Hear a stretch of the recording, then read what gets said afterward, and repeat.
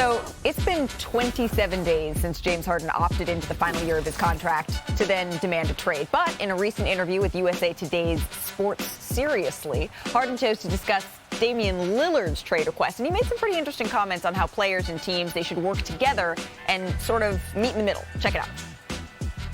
I mean, I see both sides to where it's because I went through it, you know what I mean, to where the organization want to do what's best for them. You know what I mean? They don't want to just give a player that basically is one of the best players they've ever had in their organization away for nothing or for less than what, you know what I mean? So I get the organization side, and then I get the player side as far as wanting to play and wanting to be somewhere, whether it's because it's the right situation for you, for your family or yourself or whatever that person is going through. So I see both sides. So if they can meet in the middle and kind of come to agreement and figure it out, then that's like the best scenario. Okay, interesting. Back here with Ramona Shelburne with Mark Spears. We just heard James Harden be pretty diplomatic, right, when addressing the Damian Lillard trade request here. But Ramona, I feel like there's some tea leaves that we all need to read a little bit here. It was funny him talking about Dame, right? You know, I've tried to do something in my life where, like, when somebody's talking about this and then your immediate reaction is to roll your eyes and be like, okay, but that's why there's free agency. But then actually think about what he said. There really isn't true free agency in the NBA now. Like, if you're a superstar, you can't necessarily even get to free agency because you're so valuable to a franchise that they never let you get there. Like this idea that Giannis could be a free agent one day, or that Joel Embiid could be a free agent one day, Jokic, those guys will never get to free agency because when it comes time for them to sign an extension, if they don't sign the extension, you put your team in peril. And so I understand what James is saying. Like, players don't really have that true free agency. And if they try to get that, they get into difficult situations. Damian Lillard was so loyal, wanted to put himself in a good position all these years, probably just waited too long. The only comparison I see really with him that lines up in terms of the way he's handled this is probably Anthony Davis, in the way that he just wanted to go to the Lakers. Like, he gave them one team. And when you look back at that Anthony Davis trade, that took a while. Like, New Orleans didn't do that right away. They didn't do that during the previous season. That was an awful season for the Lakers, and they held on to it. And New Orleans held on to him all the way until the summer. I remember Frank Vogel, when he got the job, Anthony Davis wasn't on the Lakers yet. So that trade took quite some time. And I think that's probably what we're going to see here with Dame. It's going to take some time. The only question is, does it happen during the offseason, or do we wait all the way until February when they have more teams, more time to, and he may even expand his list of teams he'd be willing to go to? Well, I think the difference, though, going to your thing, is New Orleans certainly wasn't as sympathetic as Portland. No. You know, I remember going to New Orleans after a hurricane and going back into one of the, little liquor stores. Not that I bought anything, but all the food was gone except Anthony Davis Ruffles. Like, that's how angry New Orleans was at Anthony Davis. Like, they didn't even want to buy his chips. Right, and Anthony Davis is an amazing guy, but New Orleans is still a little bitter about it. And understandably, when Anthony Davis came back to New Orleans for the first time, he had extra security. He was nervous. With Dame's doing camps in Portland. Yeah. Kids are coming. I think the thing that's going to be tough for Portland is, like, Anthony Davis ain't moving to New Orleans. He ain't going to be there eating shrimp, right? Or Ruffles. But Dame's going to be in Portland. He's going to be there 20 years from now, 30 years from now. There's no Clyde Drexler in Portland. There's no, any superstar in Portland, but he is going to have a presence there for a long time. So I think Portland's in a tough place where you got to think past just right now. You got to think later, because he's going to be a Hall of Famer and he's still going to have an impact in the community, and the people there still love him. So I think that plays a role in your sympathy and trying to help him out, too. He has a big house. He just built his dream house there. Yeah. 2 car dealerships. All still doing events. Right, are that Portland wants to do right by Damian Lillard. It's just getting into the facts of how they're going to be able to do that, because it has become harder with the contract that he's on. It has become harder with a shorter list of teams. That's not Damian Lillard's fault. He was loyal for many, many years, working to build up a team and try to win in Portland where he was drafted. It just, the chips have fallen, the ruffles have fallen into a place that... What are you looking forward to most of this upcoming season? Definitely going back to the playoffs and going further in the playoffs to go versus the Warriors. I want to play the Warriors. I want to get to the Warriors. Wherever they at, I want to get to them. Got you. Why the Warriors so much? I mean, because Draymond talks so much trash. That's pretty much the only reason.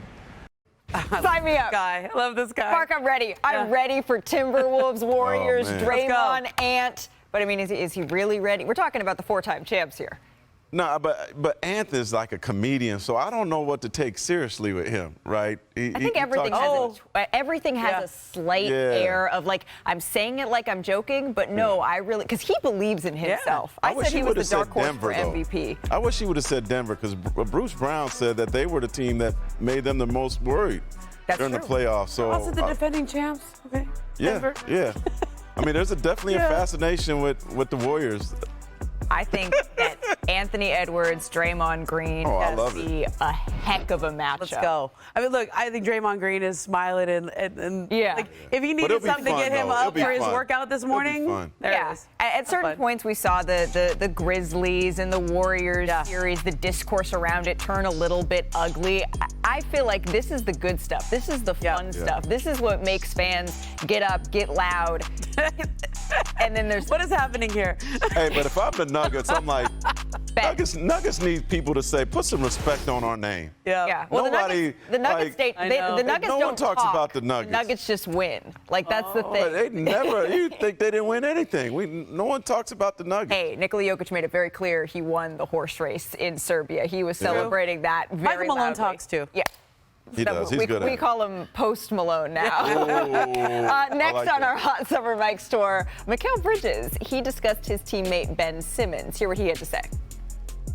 I got big confidence. I got big faith in more this year. I think him, his back was messed up, and him actually going through, getting X-ray stuff and them telling him you have to get surgery. I think it kind of felt good for him, because I think people didn't believe him, because he kind of was like maybe he was in Philly like a little boy who cried wolf sometimes. Definitely got faith, man. I think he's in a good place. Like, we're close. Like, he's the one talking in the chat all the time. Like, I think he just feels that he has fucking a lot of friends, and we all fuck with him. And obviously, we want him to score and stuff, but we ain't not pressed about it. Like, you just want to be him, be aggressive, and just play the right way.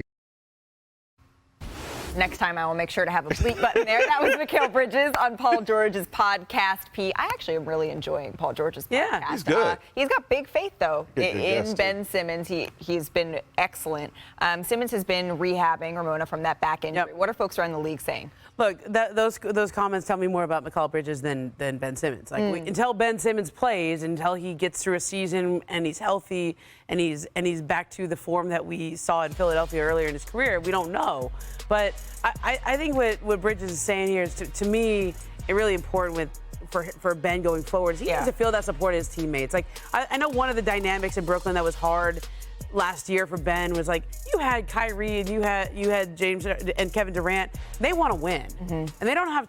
They weren't part of why Ben Simmons got to the place he did mentally and physically. And so when Ben comes to join their team and he's still dealing with all that, there was an impatience there. I think from the two guys, from Kyrie very publicly supportive, Kevin publicly supportive, but I think there was a frustration there, and Ben could feel that. Right. I mean, of course you feel that. And I think no one's expecting him to come back and shoot jumpers. It's just about if he can get back in the open floor, Mark, and do what he does. That we saw the Ben Simmons, we were talking about in the newsroom, the rookie year Ben Simmons mixtapes on YouTube. Look them up. It was a completely different player. What are you hearing on that front?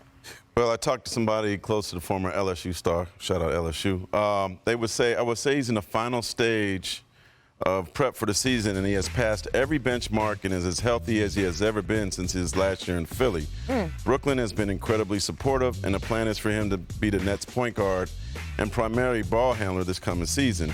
The expectation is he will fully resume his career at the level he has prior to leaving Philadelphia. Very interesting. I see him working out in Florida. He's got a trainer down there. I was hoping we would see him playing for Team Australia. I don't think that's going to happen. Right. But, that is, to me, until we see Ben Simmons out on the court, I believe him. I went through a back surgery like that. I know what he's talking. When he talked about his back surgery, that was real. That was very hard to come back from, and especially his knee injury. So I think it's hard for people to understand where the line is between his physical issues and the mental issues. And you kind of made a great point earlier, Ramona, about how, to me, this whole team is like a new team, even if it's the same uniform. Yeah. I like to see this roster compared to last season's roster, and it's good that Bridges is like this. This is Bridges' team. Right. So if he's going to be really supportive of Ben and put his arm around him, I think that's going to help Ben a lot. Thank you for watching ESPN on YouTube. For live streaming sports and premium content, subscribe to ESPN+.